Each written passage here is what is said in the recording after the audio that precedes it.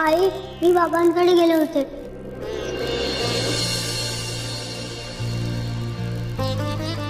मी आपल्या रूम मध्ये नव्हती ना बाबा.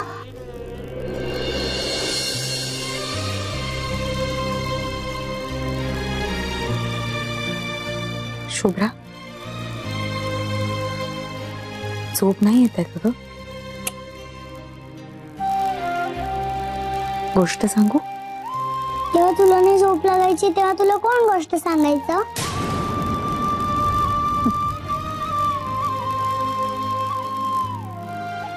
दिवसभर काम करून मी एवढी थकते, मला लगेच झोप लागते. पण आता तर तू जागी आहेस. आता लगेच लागेल ना मग झोप मला. आई, मला माझ्या बाबांची आठवण येते. शुभ्रा, तुला सांगितलंय मी की तो विषय या घरात नकोय मला. पण आता इथे कुठे दुसरं कोण आहे? माझ्या समोर सुद्धा नको. तुला नाही येत बाबांची आठवण?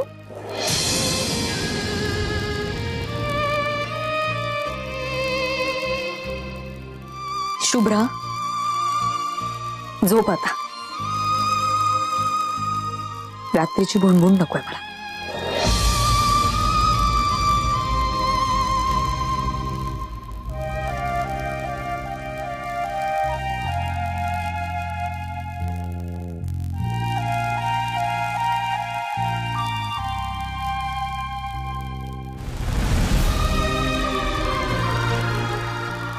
तुला रागावले नाहीत का कधी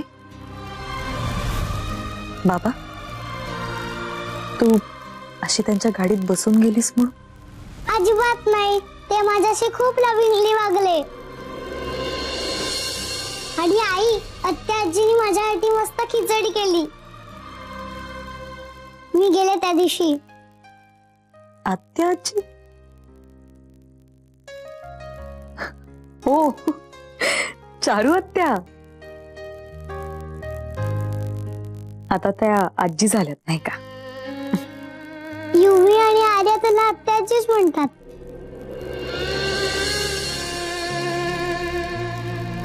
आर्या कशी आहे ग ती? माझ्या एवढी छान नाहीये, पण छान आहे. तिने मला चॉकलेट दिलं. बाबांनी तिला सांगितलंय शेअर केलं की चॉकलेट जास्ती गोड लागतो.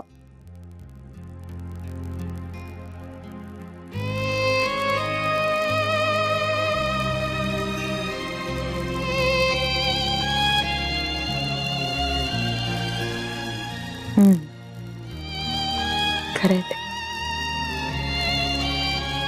आणि दुसरं कोण? युवी. तो जाम मस्तीखोर आहे. तो आय थिंक त्या गौरांग काकाचा मुलगा. त्याची आई त्याला जाम मारते. हो, म्हणजे गौरांग भाऊजी आणि नेत्राचा मुलगा युवी. अजून कोण कोण भेटलं का तुला? मंजुषा आत्या. त्या खूप गोड आहेत. म्हणजे त्या अजूनही तिथेच राहतात? नाही, त्या बाबांच्या घरी नाही राहत. त्या जवळच राहतात. त्या आणि काका. काका? ते काका आहेत ना, गोरे गोरे ब्ल्यू आईज वाले. हो.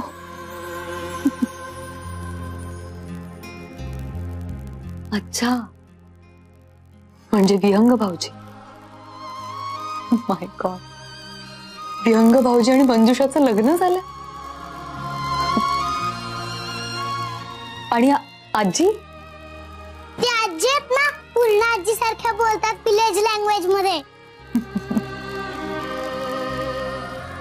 आई, तू पण मोठ्या घरात राहत होतीस? फक्त मी नाही, आपण दोघी. म्हणजे ते माझं पण घर आहे आई. तुझ्या बाबांचं घर आहे बाळा. पण बाबा माझे नाही आहेत, ते आर्याचेच आहेत. ते तिचे खूप लाड करतात, माझं नाही करत. शुभ्रा, झोप आता.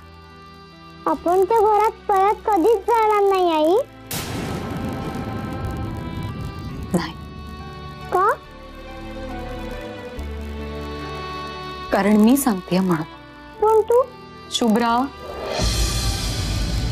Good night.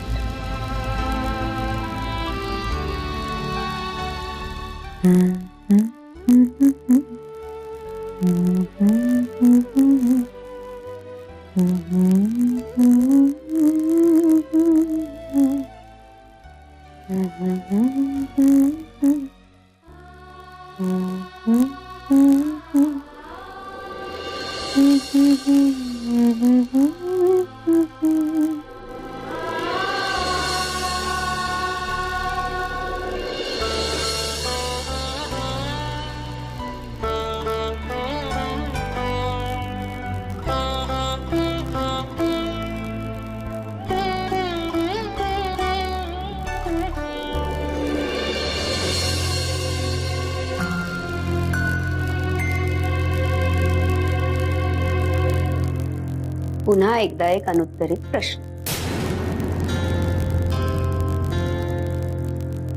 मला काय म्हणालीस? नाही रे, सध्या ना आपल्या घरातल्या भिंतींचा आणि माझा परिसंवाद चालू आहे. कारण मला जे म्हणायचं असतं, बोलायचं असतं, फक्त या घरातल्या भिंतींनाच ऐकू जात आणि कळत. बाकी कोणाला काही कळून घ्यायची गरजच वाटत नाही. त्याच्यामुळे Netra, what is the point? The point is, ती मुलगी कोण होती, कुठली होती, तिचे आई वडील कुठे राहतात, तिच्या घरचा पत्ता काही कळलं? मला कळलं असतं तर तुला नसतं का कळलं? म्हणूनच म्हणलं ना, पुन्हा एकदा एक अनुत्तरित प्रश्न. काही दिवस घरातले लोक चर्चा करतील आणि नंतर विसरून जातील. मग आता काय करूया असं म्हणणं आहे तुझं? पोलीस कंप्लेंट, जी खरं तर खूप आधीच करायला पाहिजे होत्या. नेत्रा, पण दादाने तेव्हा पोलीस कंप्लेंट नाही केली कारण मला माहितीये, सगळी कारणं माहिती आहेत ना. आपल्या घरातल्या लोकांच्या चांगुलपणामुळे आपण कुठल्याही गोष्टीचा पाठपुरावा करत नाही आणि नंतर त्याची फळं भोगतो. याच काय झालं बघ ना. आता प्रियाचं काय मध्येच? कोण कुठली ती मुलगी, ना नात्याची ना गोत्याची, राहत होती ना या घरात, आणि आपल्या घराची सगळी वाताहत तिच्याचमुळे झालीये. Gaurang, for your kindest information, एकेकाळी ती तुझी खूप जवळची मैत्रीण होती ना? म्हणूनच मीच हे बोलतेय. कारण या घराचं जे काही चांगलं वाईट झालंय ना, त्या सगळ्यामध्ये आय वॉज इन्व्हॉल्व. मी मला स्वतःला या घरापासून वेगळं नाही काढू शकत. आपल्या घरातल्या माणसांच्या चांगुलपणामुळे आणि भोळेपणामुळे कायमच आपल्याला भोगावं लागतं. आता प्रिया कुठे आहे हे माहितीये का तरी आपल्याला? माहित असून काय करायचंय? Gaurang, you should always keep your friends close but enemies closer. अंधारात कुठेतरी लांडगा लपून बसलाय हे माहिती असण्याचं फिलिंग फार घाणेरडं असतं. त्याच्या हालचाली दिसत असतील ना तरी ओके, किमान सावध असतो. आय विश की त्या नालायक बाईचे वेअरअबाउट्स ना कुठून तरी कळावेत मला. प्रिया पुन्हा कधीही या घरात येऊच शकणार नाही. एकदा कन्फर्म झालं ना माझ्यासाठी की मग मला आर्याला टॉलरेट करणं सुद्धा सोपं जाईल. कदाचित पुढे मागे लढाई लागेल मला ती.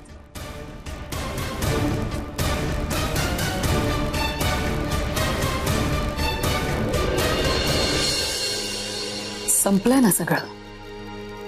मग आता काय गरज आहे त्या लोकांबद्दल जाणून घेण्याची?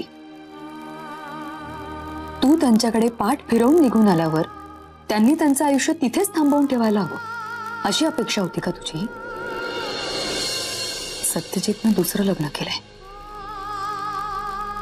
त्यांच्या त्या बायकोवरही त्यांनी तितकंच प्रेम केलं असेल का जेवढं माझ्यावर? चला, म्हणजे तुला हे तर मान्य आहे की त्यांचं तुझ्यावर प्रेम होतं. त्यांची ती बायको गरोदर असताना त्यांनी तिचेही तसेच लाड पुरवले असतील का, जसे माझे? का करते मी हा विचार? संबंध काय माझा?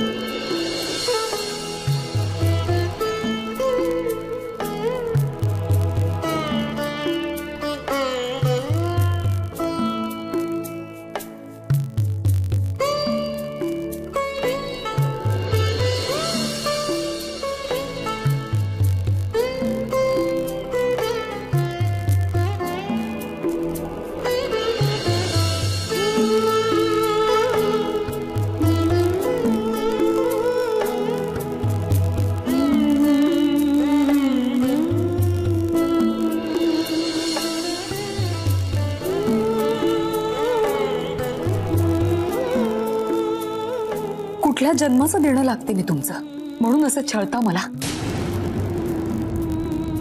जेव्हा होतात तेव्हाही त्रास दिलात आणि आता नाही आहात तेव्हा सुद्धा.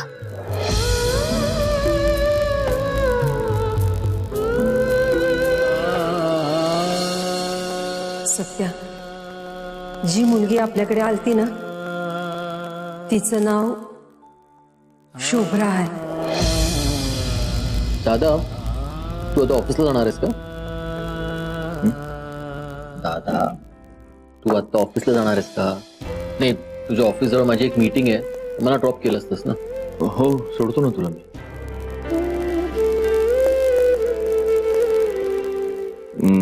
मला एक सांग गौरव, त्या दिवशी तू आय मीन त्या मुलीला जिथे सोडलं, म्हणजे जिथे ती गाडीतून पळून गेली, ती जागा एक्झॅक्ट काय होती, म्हणजे कुठे घडलंय? एक्झॅक्टली मला पण नाही माहिती. पण तू काहीतरी पाहिलं असेल ना आसपास, रस्त्याचं नाव, चौकाचं नाव, काहीतरी पाहिलं असेल. पण तू हे सगळं आत्ता का विचारतोय? मी का विचारतोस ते राहू दे, मी विचारलेल्या प्रश्नाचं उत्तर दे फक्त गौरव. दादा, मला खरंच नाही माहिती. हे बघ, ठाण्यात शिरल्यापासून आहे ना, ती मुलगीच मला रस्ते सांगत होती. त्यामुळे माझं काय फार अरे रस्त्यांच्या नावांकडे लक्ष नाही गेलं. गौरांग, पण मी तुला सांगितलं होतं की तिचा एक्झॅक्ट काय पत्ता आहे तो माहित करून घे. अरे हो दादा, पण मला माहिती होतं का ती मुलगी माझा डोळा चुकून निघून जाईल? पण मग आसपास काही लँडमार्क काही बघितलंस का तू? आसपास? अरे हा, एक फ्लायओव्हर होता आणि इनफॅक्ट हायवे पासून काही फार लांब नव्हतं. म्हणजे ठाण्यात शिरल्यानंतरच काहीतरी तो फ्लायओव्हर लागला होता. आय थिंक काहीतरी हा पोखरण रोड अशी काहीतरी पाठी मी बघितली होती.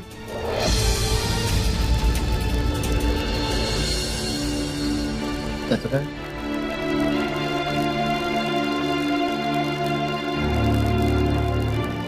पोखरण रोड नंबर 1 की 2? मला नाही आठवत. गौरांग, इथे 2 पोखरण रोड आहेत, मॅपवर दाखवते, त्याच्यापैकी कुठला? नाही माहिती. ठीक आहे, जाऊ दे, मी बघतो. बघतो म्हणजे त्या मुलीचा नेमका पत्ता काय, ती कोण होती हे कळायला नको का आपल्याला? अरे दादा ह्या सगळ्याची आता टाइमपास नको करूस, चहा संपव पटकन, मी ड्रॉप करेन तुला. चल. दादा नाश्ता. नाही नको नाश्ता. पण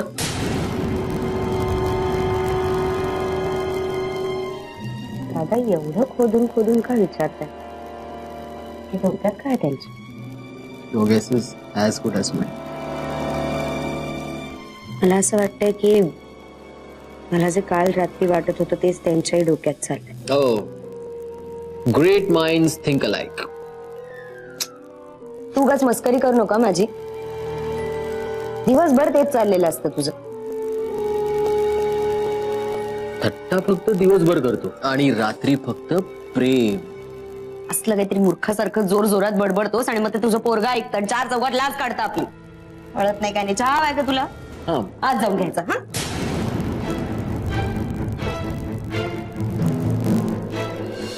गेले 2 दिवस निस्ता भुगा पडलाय डॉसक्याचा, काही विचारू नकोस. एवढी हौशेनं सल काढली ती. माझा गौऱ्या या कामात एकदम तरबेज. समद कसं व्यवस्थित जमवून आणलं तर त्याने. पण तुम्ही का तोंडा ओळखन तो टपकला तिथं. नाही समद इरजण टाकलं मेल्यानं. सत्यजित बोलला मला. आणि त्याच्यानंतर ती पोर ही एक चमत्कारी. तिचं काही कळलंच नाही ना पुढे.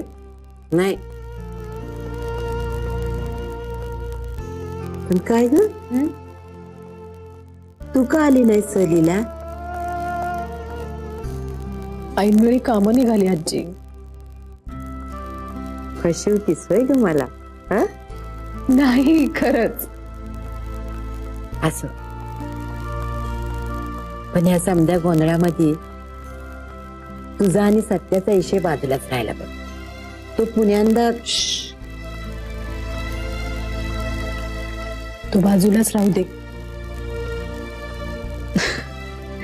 इनफॅक्ट मी आज तेच बोलायला आली आहे तुमच्याशी. म्हणजे खूप घाई होतीये आजी.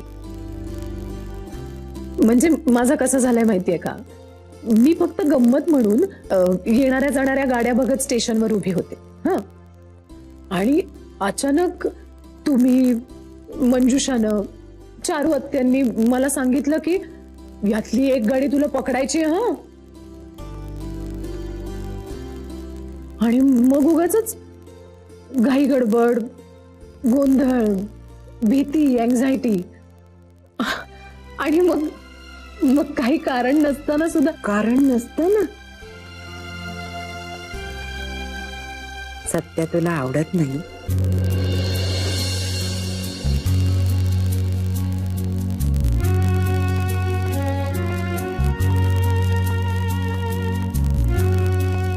आवडतो. मी तुमच्या समोर हे मान्य करते की आवडतो.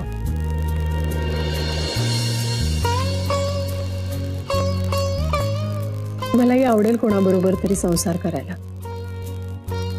मनापासून रमेन मी खरंच. त्या माणसाला, त्याच्या घरच्यांना सुखात ठेवेल. मी सुद्धा सुखात राहीन. हे सुद्धा हवं होतं आजी मला. आणि हे सगळं ज्याच्यासाठी करायचं तो माझा सगळ्यात जवळचा मित्र असेल तर आणखी काय हवंय. मग तटलंय कुठं? आजी, सत्यजित कडनं असं काहीच सिग्नल नाहीये. आमची 7-8 वर्षाची ओळख आहे. पण पहिल्या भेटीपासून अगदी आजपर्यंत सत्यजित कडनं असा सिग्नल कधीच मिळाला नाहीये की त्याला माझ्यामध्ये असा काही इंटरेस्ट आहे. आणि तुम्ही हे मान्य कराल की बाईला अशा गोष्टी चटकन कळतात. ते ठीक आहे ग, पण माझ्या सोने, पृथ्वी नेहमीच गोल होती. पण एका शहाण्या माणसाला बाकीच्या अडाणी माणसांनी सांगावं लागलं की बाबानो, पृथ्वी गोल हाय. इथं तो अडाणी माणूस माझा सत्य हाय. मग त्याला त्याची जाणीव करून द्यायला पाहिजे का नाही? मान्य आहे, जाणीव करून द्यायला पाहिजे. मान्य आहे. आणि हे काम कोणी करायचंच असेल तर ते मी करेन. खरंच.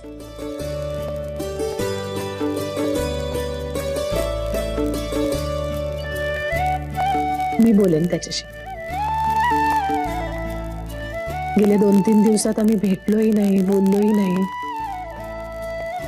पण एका अर्थी बरं झालं ते. माझा विचार करायला वेळ मिळाला जरा. खर तर मनात चाललेली घालमेल शांत करायला वेळ मिळाला. त्यामुळे शांतपणे बोल. त्याला भीती वाटते तुझी मैत्री तुटेल म्हणून.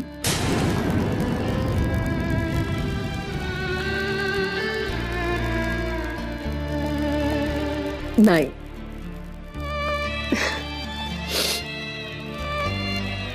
आपल्या मंजुषा मॅडमनी मला त्यासाठीचा गुरुमंत्र दिलाय ऑलरेडी.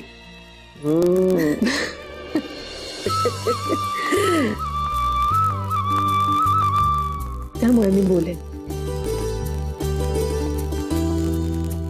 जमलं तर उद्याच.